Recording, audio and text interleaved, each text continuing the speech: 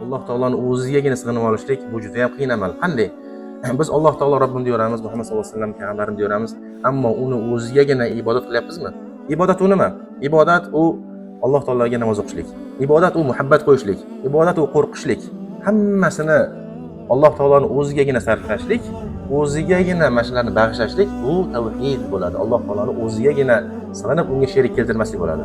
Alloh taoloni o'zigagina sig'inib unga sherik keltirmaslik, sevsa birinchi o'rinda Alloh sevadi. Allohni muhabbat turganda u hamma narsani kechira oladi. Alloh uchun u hamma narsani kechira oladi. Mana bu muhabbat borasida Alloh taolo muhabbatni Alloh taoloni o'zigagina sarflayotgan bo'ladi. Qo'rqish borasida, qo'rqish bu ibodatdir. Alloh taolaning o'zidangina qo'rqadi. Qolganlardan hargiz qo'rqmaydi u. Mana bu qo'rqish ibodatini Alloh taolaning o'zigagina sarflayapti. U insonlarga maqtanmaydi.